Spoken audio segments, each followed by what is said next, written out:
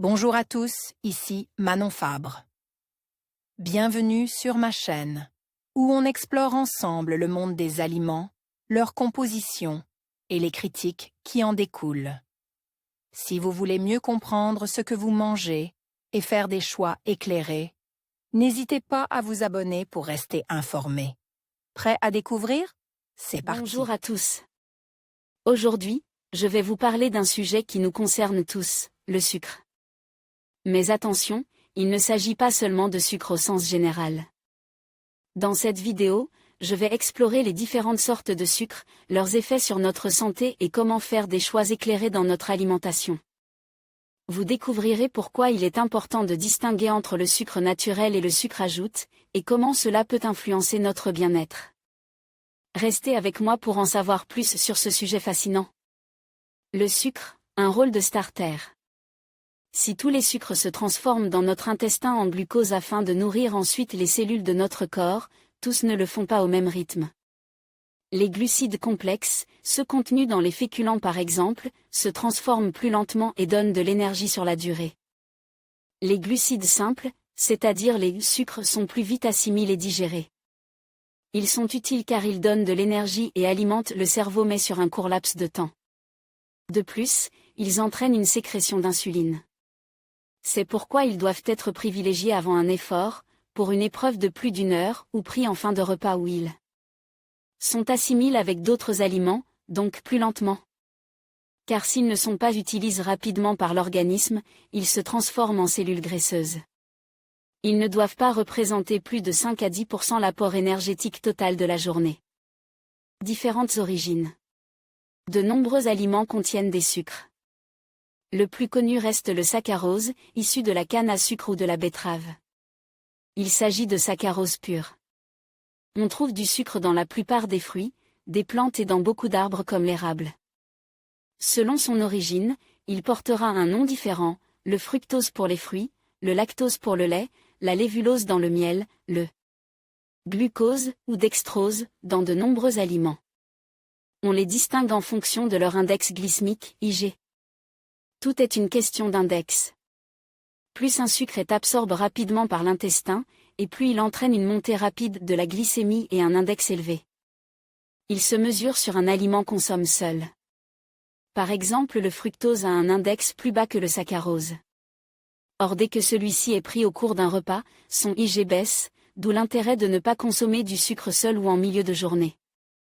La cuisson influence aussi son IG. Plus elle est longue et plus l'IG va monter. Un aliment solide aura aussi un IG plus bas que sous une forme liquide. Mais l'index glycémique ne fait pas tout. Par exemple, le miel a un IG identique au saccharose, mais son pouvoir sucrant est plus élevé, donc on en met moins. À voir aussi article Arrêter le sucre, quels effets sur notre organisme? Vidéo Pourquoi aimons-nous manger gras et sucre? Les différentes sortes d'édulcorants. Le sucre apporte 4 kilocalories par gramme, d'où l'intérêt d'utiliser des édulcorants qui n'apportent pas ou peu de calories. Ces faux sucres ont un pouvoir sucrant très élevé, par rapport à celui du sucre classique, ce qui permet d'en utiliser très peu. L'aspartame, par exemple, a un pouvoir sucrant 200 fois supérieur à celui du saccharose. Les édulcorants sont couramment utilisés dans les produits light, comme les boissons, les yaourts, les desserts lactés et aux fruits, les glaces. Il existe deux catégories d'édulcorants.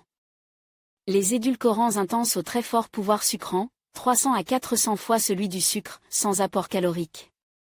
Les plus répandus sont l'aspartame et l'acésulfame K. Ils sont utilisés dans de nombreux produits light, mais existent aussi sous forme de poudre ou de pastilles à utiliser chez soi. Certains d'entre eux résistent à la cuisson. Les polyols. Ces sucres-alcools s'appellent sorbitol, xylitol, maltitol. Et apportent en moyenne 2,7 kilocalories par gramme. Ils possèdent la caractéristique de ne pas fermenter dans la bouche et donc de ne pas provoquer de caries. Ils sont utilisés surtout pour les bonbons et chewing-gums dits sans sucre. Pris en grande quantité, ils peuvent provoquer des ballonnements ou des diarrhées. Des produits sans risque. Il s'est dit de nombreuses choses sur les édulcorants. Ils ont même été incriminés dans la formation de cancers. Or s'il n'est pas prouvé qu'il faisait maigrir, même si on annote une perte de 200 grammes par semaine chez certains consommateurs d'édulcorants. Les études récentes sont rassurantes. Et c'est lors de ces entretiens que l'Autorité européenne de sécurité alimentaire a reconfirmé l'innocuité de l'aspartame. Ces études mettent fin à l'idée reçue selon laquelle les édulcorants stimuleraient la prise alimentaire et démontrent leur rôle intéressant chez ceux qui surveillent leur poids. En conclusion, il est essentiel de comprendre la différence entre les divers types de sucre et leur impact sur notre santé. Que ce soit le sucre naturel présent dans les fruits ou le sucre ajoute que l'on trouve dans de nombreux aliments transforme, chaque type a ses propres effets sur notre organisme. En faisant des choix éclairés et en consommant avec modération, nous pouvons profiter des bienfaits du sucre tout en préservant notre bien-être.